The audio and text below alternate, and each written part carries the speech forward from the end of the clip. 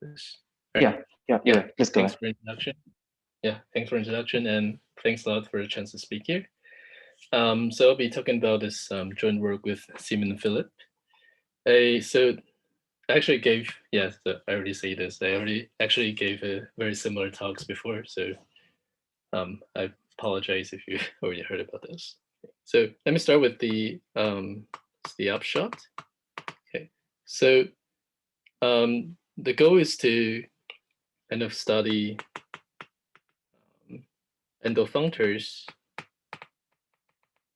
of triangulated categories from sort of a dynamical perspective.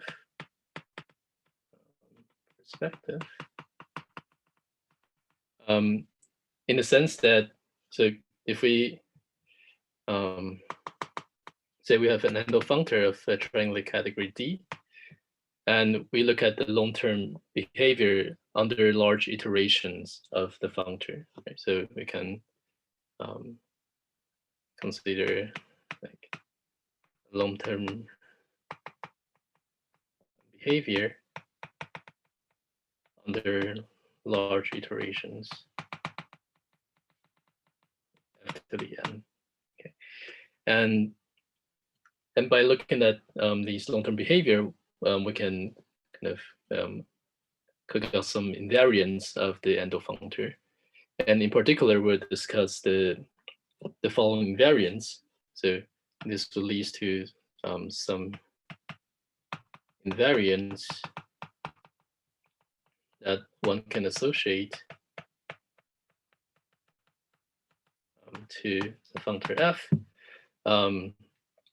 So one example is the categorical entropy, which was introduced by Dimitrov, Haydn, Katsakov, and Savage. So we'll recall the definition later in this talk. So it's like the categorical analog of a notion of like classical notion of topological entropy. And the second one is, which I'll be focusing and I'll be discussing, is the shifted numbers. And so some features of these invariants. So first, it kind of measures like the amount of shift or shifts of an endofunctor f. So for instance, if you have a like shift by n functor, then the shifted number will be equal to n. And it's sort of a kind of complement to the categorical entropy introduced by Dimitrov, Haydn, Savage. And another, so the way like, so our motivation is really coming from a certain analog of these shifts with the classical notion of Poincare translation number. So you can also think of it as the categorical analog of Poincare translation number.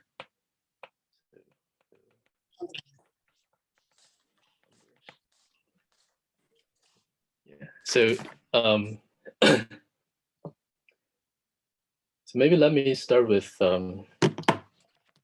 recalling Poincare translation numbers, and then we'll see what's the categorical analog, and then I'll go back to discussing some basic notions like from categorical entropy. Okay, so kind of going back and forth. So maybe let me start with just recalling the notion of Poincare translation number, and this was sort of serve as the motivation of our definition of shifted numbers. Okay, so just recall Poincare translation number. This is a like really classical notion. So we can consider a central extension like this. So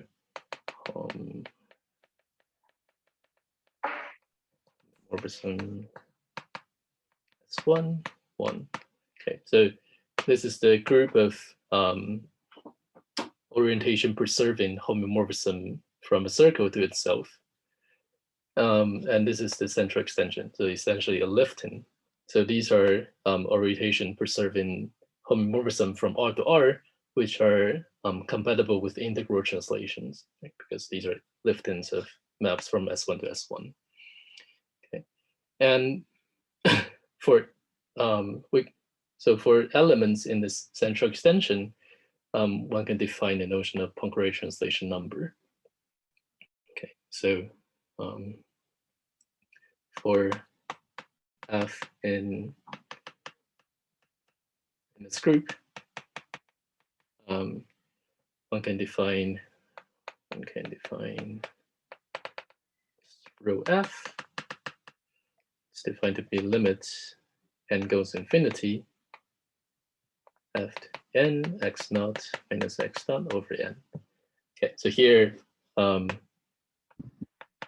x naught is a point, just any point in the real line, and then we apply f on x naught iteratively, and then look at this kind of average displacement of like the orbits of f of orbit of x naught under the map f.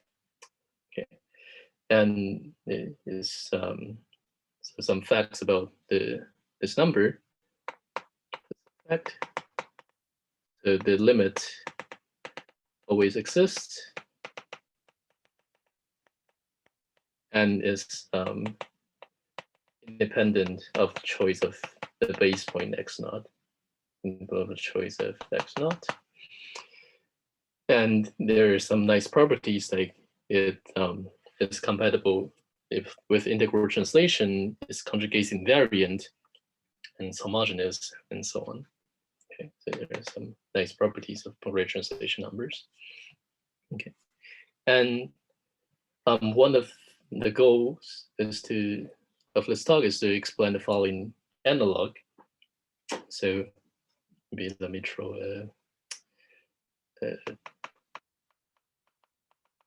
a table here. So for translation number and shifting numbers.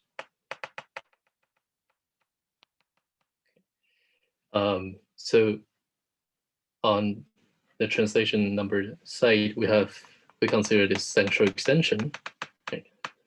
So R home S1, 1. Okay. And we define translation numbers in this central extension.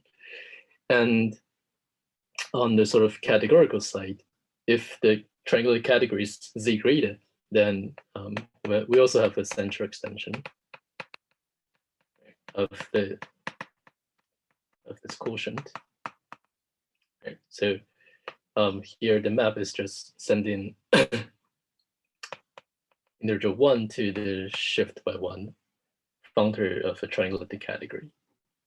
Okay, and so on the left hand side, we can define translation number for elements like these from R to R, and on this categorical side, we want to define associate certain number for an autoequivalence.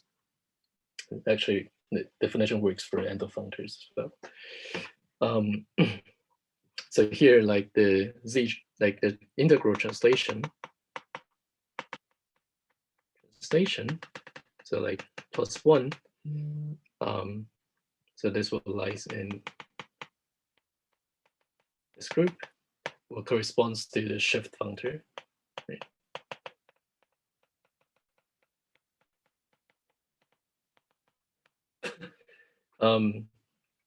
Yeah, but now the key point is that like the main difficulty is that here we can in this classical setting, we can just choose a base point, and then that will be a real number, right? And then applying f on x naught, that will be another real number.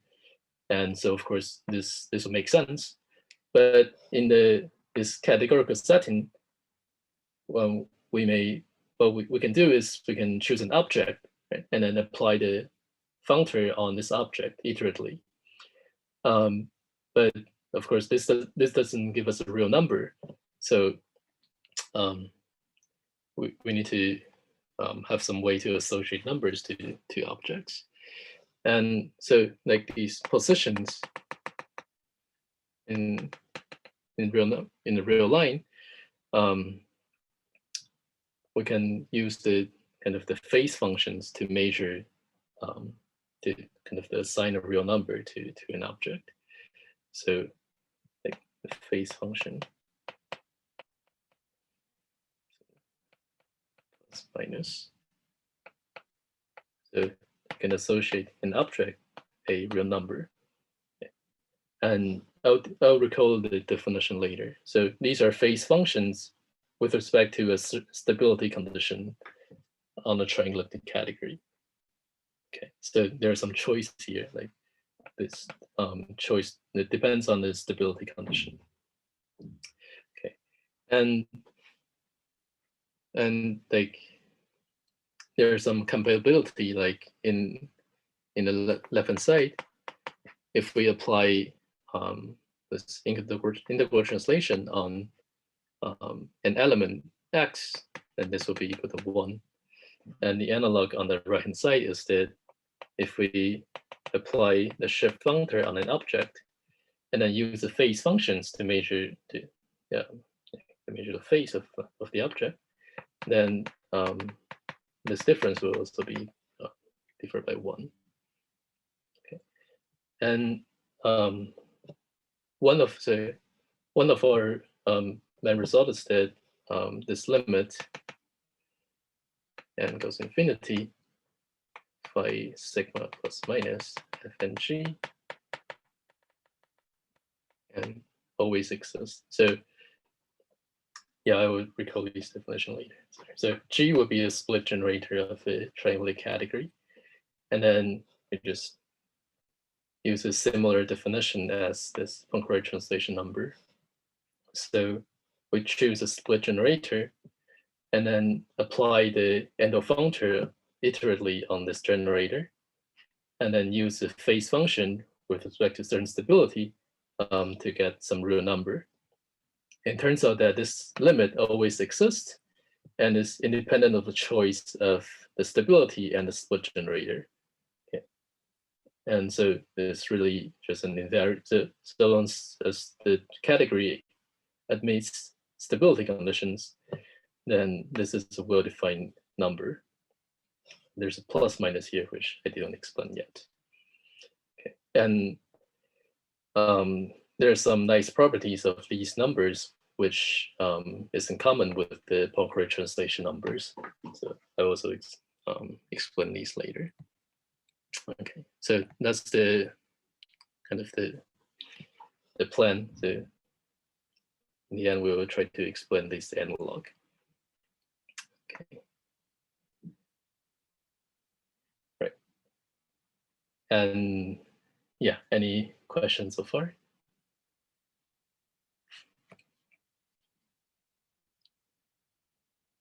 So yeah, so now I'm just going back to kind of the motivation of why we want to study these kind of the dynamical perspective of endofunctor, and then go back to discussing the notion of categorical entropy, because like there are some concepts that we need. Like, it's kind of similar to the definition of categorical entropy. Okay, so yeah, maybe let me just recall some basic examples of categorical dynamical systems. So by which I just mean an endofunctor on a triangulated category. Right. So some basic examples, like, so if we have say a smooth projective complex manifold, right, then we can associate a triangulated category, which is the derived category of coherent sheaves. Okay. then there's some natural, there's some standard autoequivalences, right? Like there's a shift functor and tensor inline bundles, and then the pullback of an automorphism on the manifold, right? And if you're familiar with mirror symmetry, then like on this is like the B side category, and on the A side we consider like symplectic manifolds, right? And the category we'll be interested in is the derived Foucault category of the manifold, of the symplectic manifold. And so the objects are roughly like Lagrangian submanifolds in the symplectic manifold, and the morphisms are roughly given by the intersections of Lagrangians. And there are also some natural autoequivalents, for instance, given by inducing from symplectic morphism on the symplectic manifold. And let me just mention that one reason that studying dynamical system on triangulated category would be interesting is that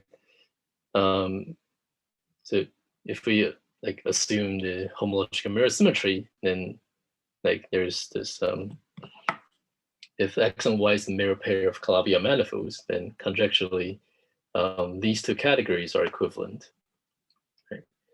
So on this common triangulated category, we can look at these like these are like autoequivalents, right? Like induced from sort of like these are kind of related to the holomorphic dynamics of X, right?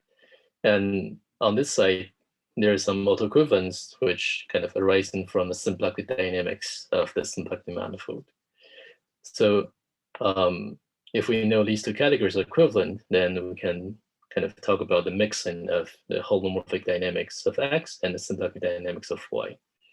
And there are some, so in some cases, the mixing will have more interesting behavior.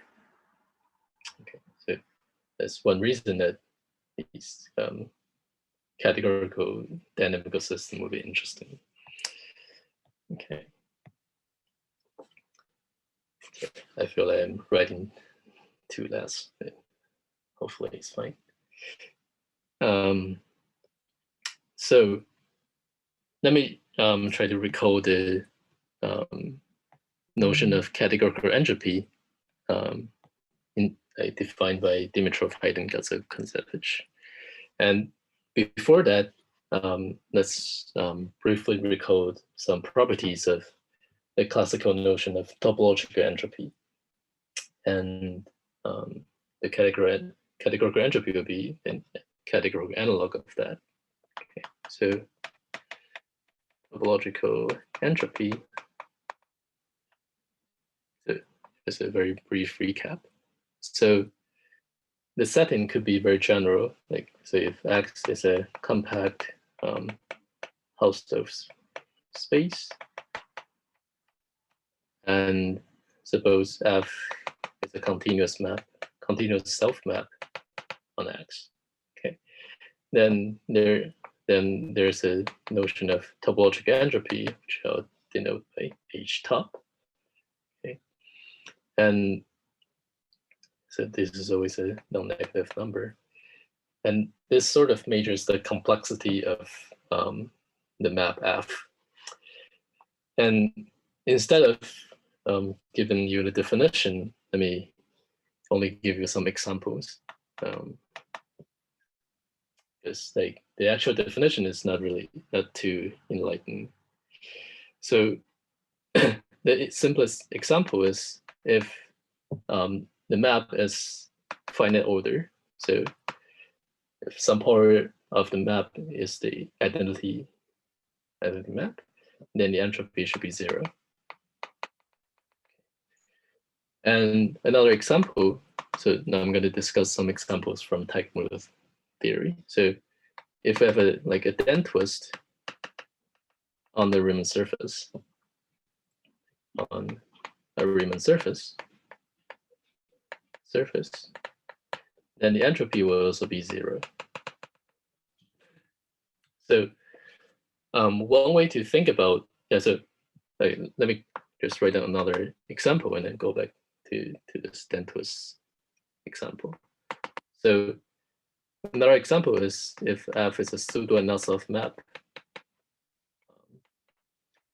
on a Riemann surface.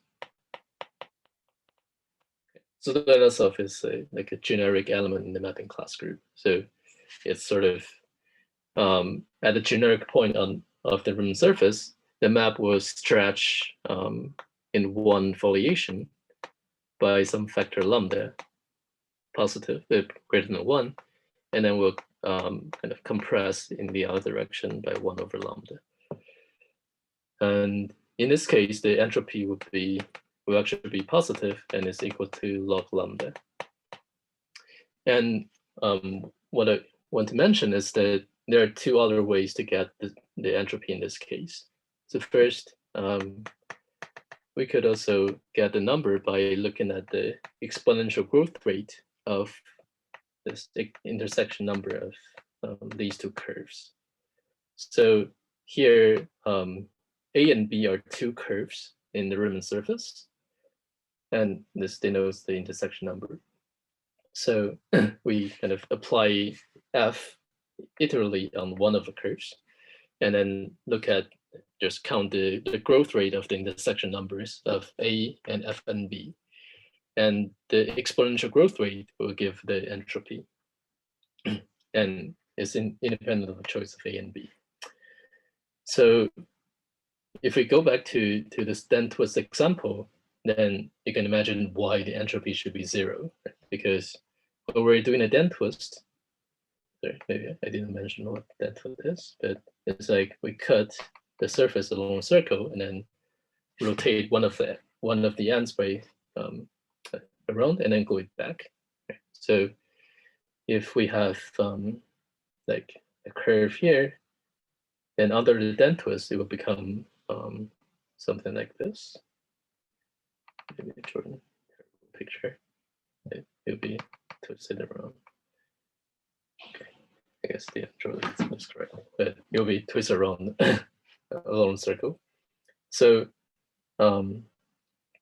yeah, if we imagine like if we have 2 curves, okay, and then we apply a Dentwist iteratively on one of the curves, then the number of intersection only grows linearly. So it doesn't have the growth rate, the exponential growth rate will be 0. So yeah, so that's one way that we can get the entropy in the pseudo-Anosov setting. And another way to get this is like that the exponential growth rate of the length of a curve under the iteration. So C is another curve on the surface, and we apply F iteratively on the curve, and then we measure the length with respect to a certain metric on the surface. And then the exponential growth rate of the length will also give the entropy. Okay, and so the reason I want to mention these two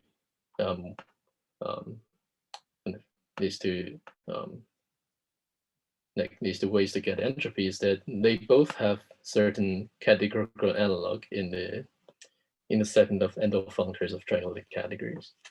Right. So I think this one is probably quite clear because, like I already mentioned, in the Foucault category setting, the morphisms correspond to intersection of Lagrange's manifolds.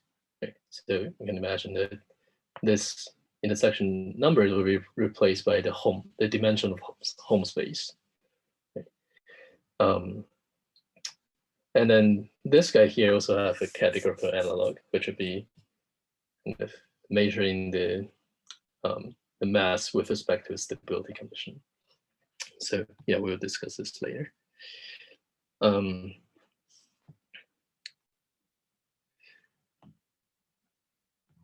Yeah, okay. Maybe another example. we could mention is if F is a holomorphic map on a complicator manifold, then the entropy will be equal to log of the spectral radius of F. So, sorry. Yeah, in this very nice case where F is holomorphic on complicator manifold, the topological entropy can be obtained by, it will be coincide with the log of the spectral radius of the induced map on the cohomology. So it will induce the linear map on the cohomology of the manifold, and then the largest eigenvalue will give the entropy.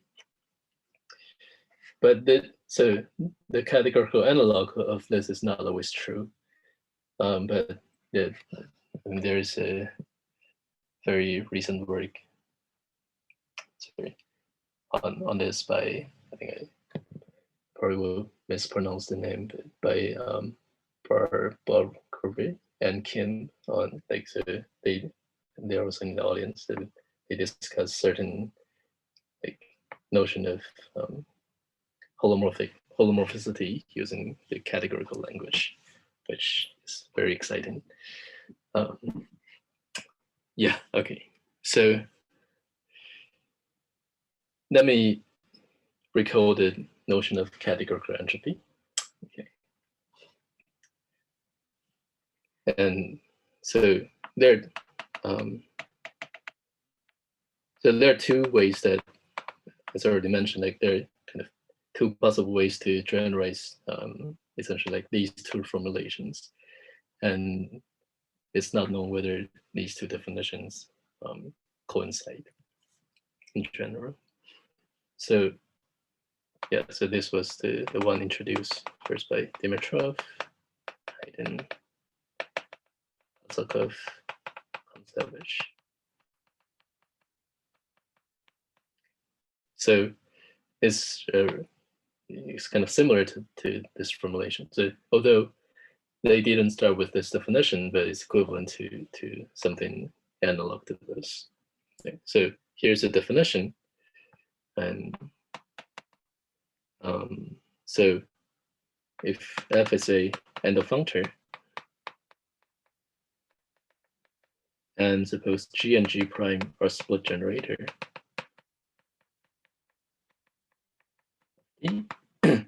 then the entropy is defined to be limit 1 over n log of the dimension of the Helm space, G, F and G prime, K, and sum over K.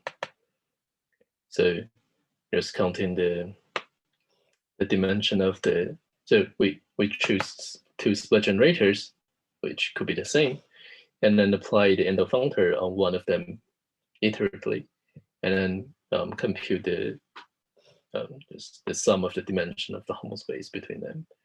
And then the exponential growth rate will give the entropy. And yeah, so again, this is not the definition that they start with, but it's equivalent to that. And like this limit always exists and is independent of choice of G and G prime.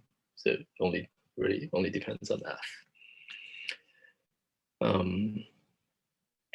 So here are some basic properties which, so first can be like you can see this quite easily. So if F is final order up to a shift, so some part of F is like some shift functor, then the entropy will be 0. You can easily check this by definition. And there are some other examples. So a very nice one that's related to this. This was proved by Gromov and Yomdin. And there's this categorical analog proved by Kikuta Takahashi.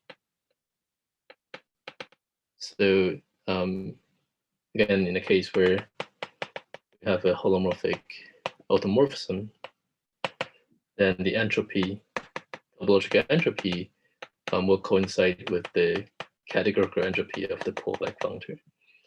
And yeah, so this in some sense tells us that this is the right notion because it coincides with the classical topological entropy. Okay.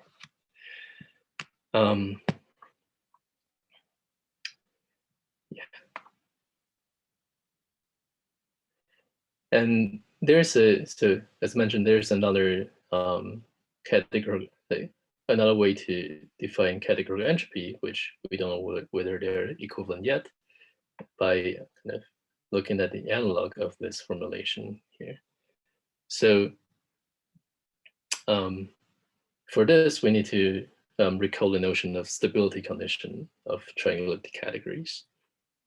So let me draw another table, kind of an analog between Riemann surface or diagonal theory with the triangulated categories. So on the left-hand side, you can imagine it's like the Foucault category of the Riemann surface. So for curve, we can, the corresponding thing would be object. And then intersection, what corresponds to morphisms. And metric, or like, so in, yeah, let me be more specific later, but metric on the surface what corresponds to stability condition, Virgin stability condition on the triangulated category. And the length, so we need a metric to measure the length of a curve. Okay? And the similar thing on the categorical setting is we can measure certain mass of an object with respect to a stability condition. And the sort of the slope of, so I guess if you want to talk about slope, then we need to put a flat metric. So the slope of C will correspond to the phase functions with respect to the stability. And so I will recall everything on this right-hand side now. Okay. And let me just mention that this analog is kind of established first by the physics work Galton-Moranesky, and then Burton Smith, and Hayden Katsakov-Kontsevich. So like they're like, so the statement is made precise in various settings. In Burton Smith case, they like relate the space of quadratic differentials with the space of stability conditions of certain Calabi-Yau 3 categories. And in the Hayden Katsakov-Kontsevich setting, they relate the space of flat metrics with the stability condition on certain topological Foucault category of the surface. Okay, so let me recode first the stability condition, and then what are the mass and phase. Okay. So the mass will play the role as the length in this formulation, and later we'll see that the phase will be used in the notion in the definition of shifted numbers. Okay, so these two are, yeah, you can think of these are kind of complementary to each other. So yeah, so what is stability condition? So first one, stability condition sigma, so it would be a pair Z and P on D. So it consists of the following data. So Z is a map from the Grothendieck group of D to complex number. This is a group homomorphism. So essentially, this just means that we assign a complex number to each object, and we require that for any exact triangles in the category, we want the map to be additive. So if a triangle like A to B to C, then we should have ZA plus ZC equals ZB. Right? And P is a collection of full additive subcategories indexed by real numbers phi. So these are some additive subcategories. And the objects in P phi will be called the semi-stable objects, sigma semi-stable objects of phase phi. So you can imagine if we're working in the slope stability setting, then P phi will be the slope semi-stable objects with slope equal to phi. So Z and P has to satisfy several axioms, and one of them is they have to satisfy several axioms, and which includes the Hoddener-Simon property. So it requires that any object has a unique Hoddener-Simon filtration. So for any object E and D, there exists, and it turns out to be unique, a filtration. So these are exact triangles. These are A1 through AN, where each AI is semi-stable of phase phi I, and the phases should be strictly decreasing. Okay. So it's really like the Hoddener's infiltration, like the classical slope stability setting. Okay. And let's see, we can, yeah, so maybe let me mention some analog in the, so like in the flat surface, so the analog in the flat surface setting is that these objects, the semi-stable objects, will correspond to straight lines, and yeah, and then the central charge of a straight line will correspond to slope. It will correspond to the length of the line, and then the phi here will correspond to the slope of the straight line. And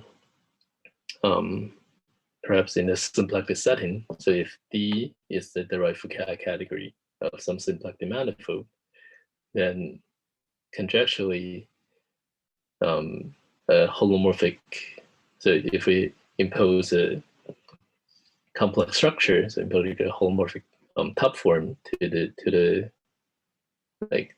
or assuming these are Calabi manifolds, then conjecturally there will be an associated stability condition on the Foucault category, where P phi are special Lagrangians with respect to like both the symplectic structure and complex structure, and the central charge will be given by doing integration along the integration of this holomorphic top form against these Lagrangian manifolds, which are objects in the Foucault category.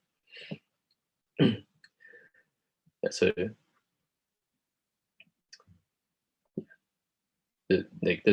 originally the origin stability condition sort of originated from some mirror symmetry considerations. Okay. So given such data, let me just recall recall these mass and phase functions. Okay? So for the mass of an object with respect to stability, is just defined to be the sum of this absolute value of the central charge of these semi-stable components or semi-stable factors. So given E, it will be a unique filtration by semi-stable objects, and then we just sum up these the absolute value of the central charges.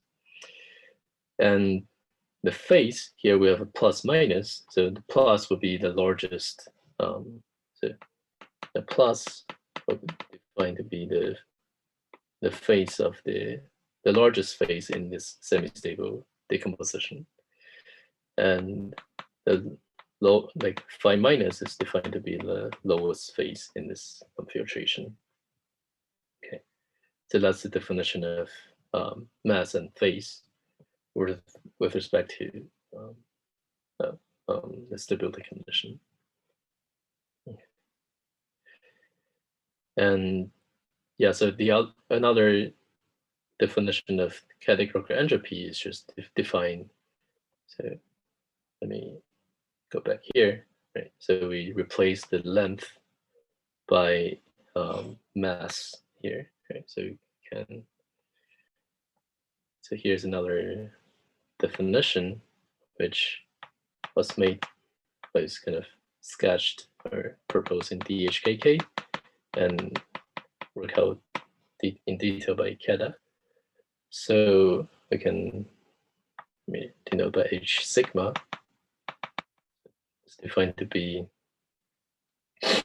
I think with limits of n log of m sigma fn g.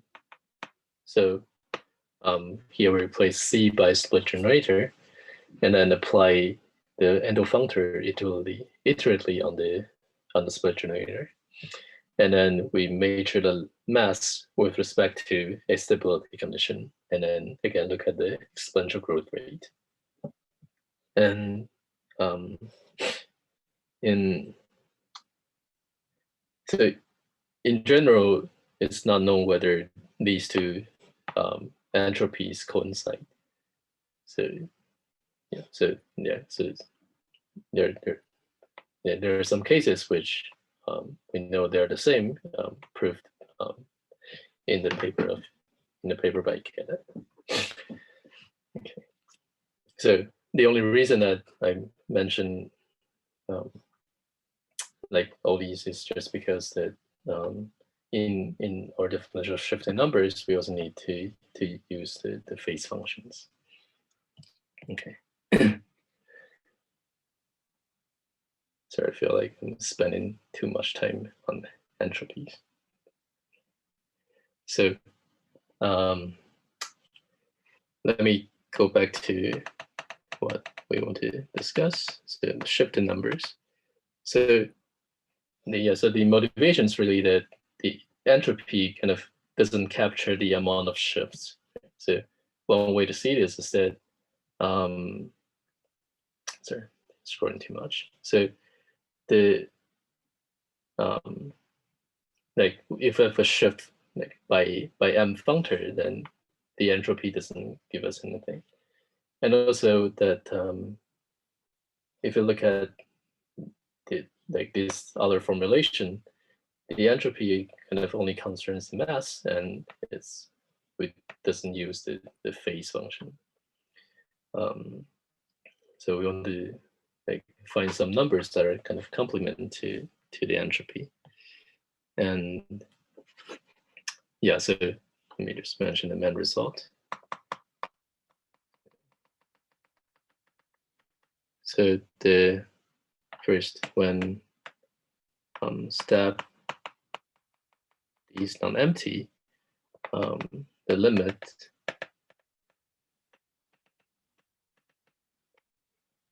by sigma plus minus g n, this always exists.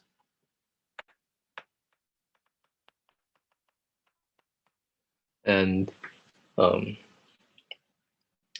so this is like the analog in the Poincare translation number definition. Okay. But this always exists and independent of the choice of sigma and g. So these will denote these by tau plus minus f. Let's go like the upper and lower shifted numbers.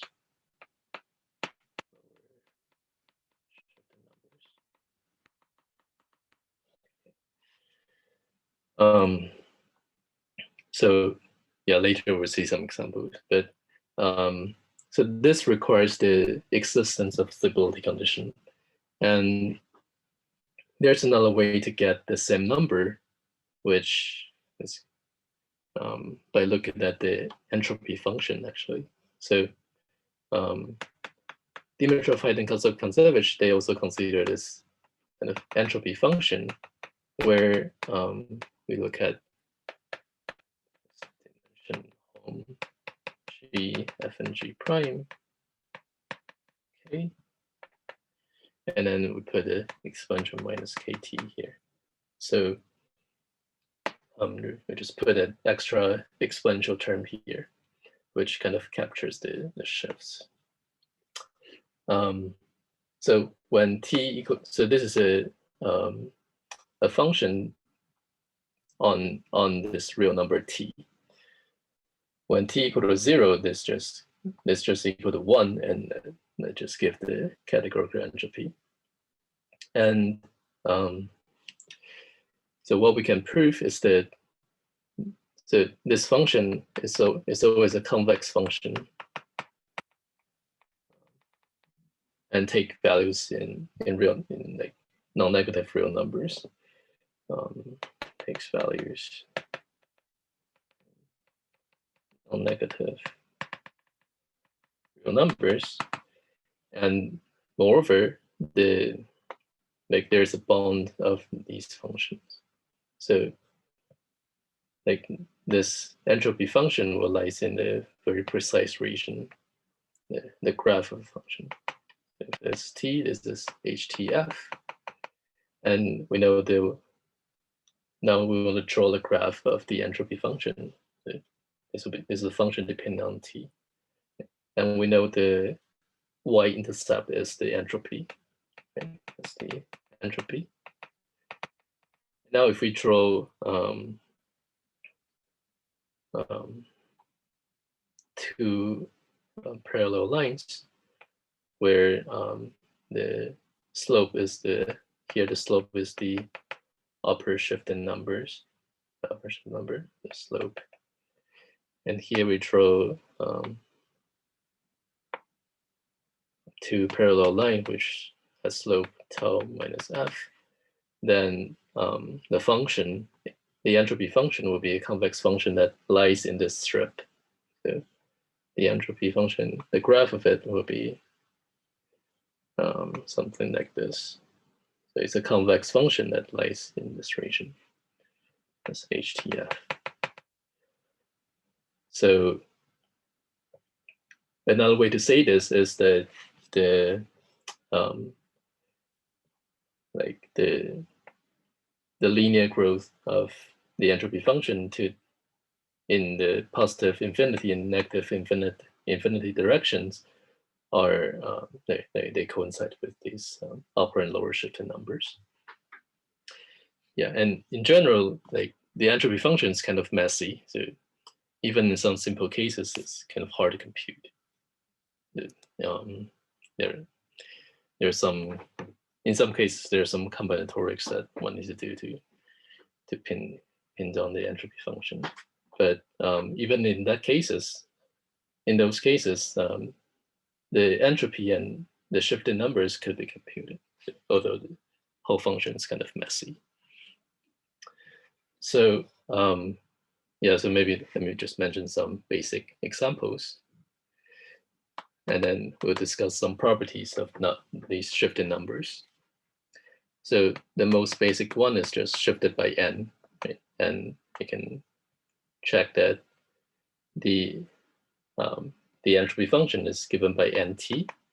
So tau plus and tau minus, the upper and lower shifted numbers are just equal to n. And another example is if we consider spherical twists in an n-dimensional variety, or like say like den twist along an n sphere, then the entropy will be, the entropy function will be something like this. So tau plus equal to 0, but tau minus equals to 1 over n. So we have this like piecewise linear function. And so, sorry, maybe when should I stop? Should I start at 50 or? I'm not sure. I think, I don't know, up to you. Okay, maybe, I don't remember, maybe, I think the time that I can see on your iPad is California time, isn't it? So yeah. any time before 7 should be good. Yeah, okay, sure. So one last thing I want to mention is that so some properties of the shifted numbers. It's tau plus minus. So for the translation numbers, we know they're compatible with the integral translations, and we also have this in this shifted numbers. This equals to that. And then it's also conjugates invariant and it's homogeneous. So one question is that for Poincare translation numbers, we know it's a very nice property that it defines a quasi-isomorphism on the group where it's defined. So maybe a question is whether so we're actually going to take the average of upper and lower shifted numbers. So one reason we have to do this is like without doing this, like there are some nice properties that tau plus and minus will not satisfy. Like it will not be homogeneous if the power is negative. So anyway, so if we can consider the average of these two numbers, and a question we can ask is whether this this map, so this defines a real value function on the group of autoequivalents, and whether this is a quasi-isomorphism. So what this means is that there exists some number C such that tau f1 f2 minus tau f1 tau f2 is less than C for any f1 f2. So kind of the defect of the map being a morphism is kind of bounded by a fixed number. And yeah, we can prove it is quasi-morphism in some cases. So, this will be the last thing I want to mention. So in a setting where the derived category of coherent sheaves of some smooth version already, tau, so if x is an elliptic curve, so we can prove it in some basic cases, or Euclidean surface, or the case where kx is or minus kx is ample, then the map tau is a quasi-morphism.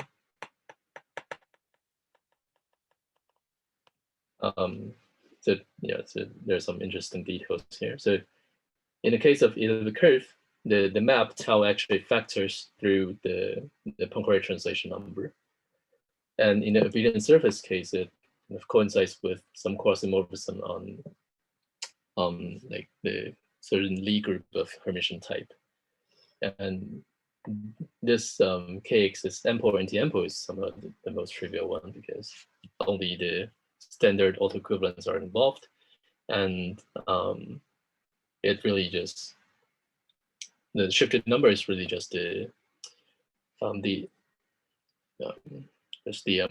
like project to the amount of shifts in this standard autoequivalences. And so another example which is kind of less trivial is if we consider the Calabi N category associated to A2 quiver. So the Calabi N associated to A2 quiver. So you can imagine this is like we have two Lagrangian n sphere intersect at one point, and then we look at the group generated by then twist along these two spheres. So there are some non-trivial interaction. So this is a break group of 3 strands. And in this case, this will also be a quasi-morphism, and that's related to some classical quasi-morphism on the PSO2Z group. Yeah, so maybe I should stop here. And sorry for going over time. Yeah, thank you. Thanks, Yu-Wei, for the wonderful presentation. It was really a lot of information, and you did a tremendous job. Can we all unmute ourselves and thank the speaker now, please?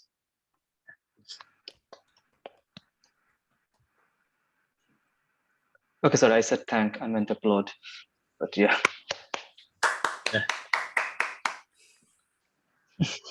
Yeah.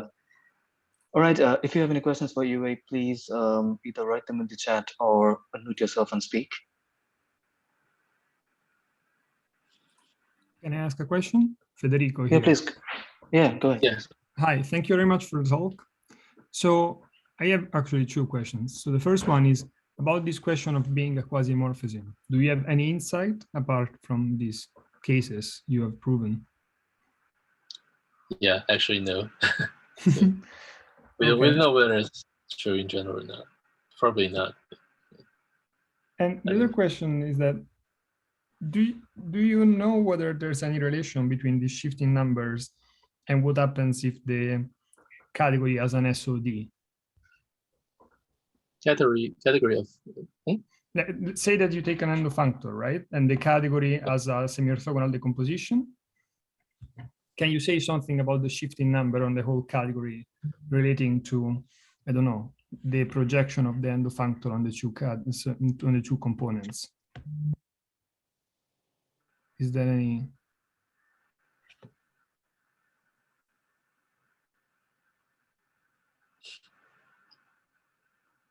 Yeah, I haven't thought about this actually. So, Whether it's subadditive or something, right? What's it? No, I was saying like whether it's subadditive or something like that. I don't know.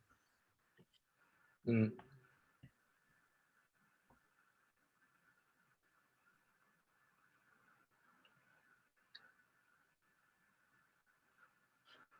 Yeah, we can. Yeah, we can actually discuss this later. Yes, I also have something I want to ask you about in your new paper. So, okay, great. Yeah, I also thought about this. Yeah, thought about this SOD. Yeah. Yeah, thank you, Federico, for the questions. Any more questions? Anyone? May I ask a question? Yeah, please go ahead, Paul. So about this elliptic curve example, so we know that, so if I look on the A side, then I have a torus, a 2-dimensional torus, and then SL2Z will actually embed into the autoequivalences, right, of the Fukaya category, because it acts, right? Yeah. And so do you know how your quasi-morphism looks on this SL2Z lying inside there?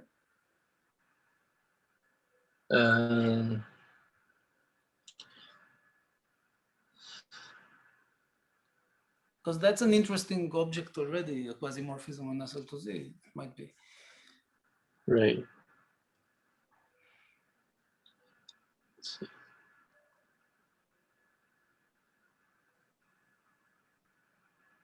Yeah, I don't know this for now. Yeah, I can check the computation later, and I'll let you know. Yeah. Okay, thank you. Yeah, thanks. Yeah, that should be very interesting. Yeah, thanks for the question, Paul. Any more questions, anyone? May I ask a small question? Oh, sorry. Yeah, please go ahead, Dimitri. Oh, thank you. I'd like to ask about that version of entropy that is function on T. Hey, sorry. Entropy HT in your first theorem. Can we recover the shifting numbers in terms of this entropy HT? Hi, sorry. My computer lost the connection, so I missed the question. Could you repeat that again? Sorry. I mean, can we define the shifting numbers in terms of the function HT, which is the functional version of the category entropy by Dimitrov and others? Yeah. So,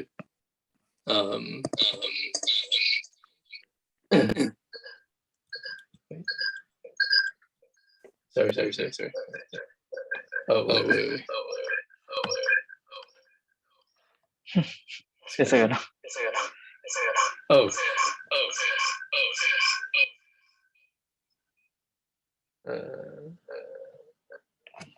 Sorry, let me just leave one of them. Sorry.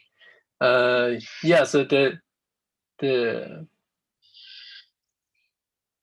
So if we just start with the version which involves like the variable t in the entropy function, yeah, then you can define the numbers just by looking at the slope in in infinity and negative infinity.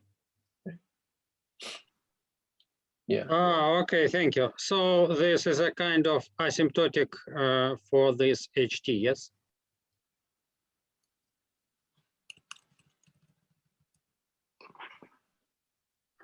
Hi, sorry, I missed the question again. Sorry. Sorry. So I mean that like one can define the slope r plus, and r minus as the asymptotic behavior of this function HT. Is it true? Yeah. Mm-hmm. Thank you very much. Mm-hmm. Yeah, sorry. Okay. Connection is really bad. Yeah, thanks for the question, Dimitri. Do we have any more questions for Yu-Wei? So in your proof of the quasi-isomorphism for tau for elliptic curves and abelian surfaces, do you rely on the existence of stability condition, or you use another the other definition of your shifting number? Yeah, we actually use the definition using stability condition. Yeah. I see. So if you assume that stability condition exists for all abelian varieties, for instance, so is it possible to generalize your proof to prove arbitrary abelian varieties? So, not pretty sure because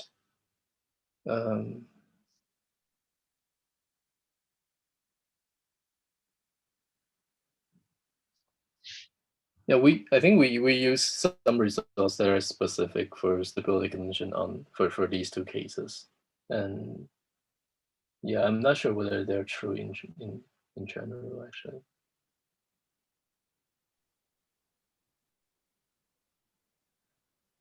And do you expect to how to say, so to prove the quasi-isomorphism using not the other definition of shifting numbers, or there are some technical difficulties to do that? Yeah, somehow the entropy function is, I don't know, I feel like it's harder to manage. Yeah, and yeah, and to compute the shifting number, like so in this case, it's somehow easier to use the stability condition. Mm-hmm. Thank you very much. Thanks for the question. Very Yes, I agree. Do we have any more questions for Yu-Wei?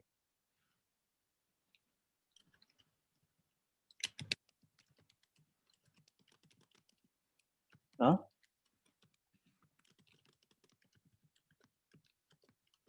Well, if there aren't any more questions for Yu-Wei, let us thank him again for this wonderful talk. Again, I'm going to. Okay, yeah, you can do the virtual clap. That's probably the canonical way of clapping these days, virtually. But I'm going to just do it like this. Thanks a lot. Okay, yeah. thanks all of you for coming. And we do have a meeting next week. I'm not sure if it will be of interest to like the audience gathered here, but it will be on Tuesday at 4 p.m. GMT, I think. The details are on the website, which was linked to in the email invitation that I sent out to all of you. All right. Thank you, all of you. Yeah, thanks for coming again. And thanks again, Yu-Wei, for your talk. Yeah. Yeah. Thank you. Yeah, thank you. Stop recording now.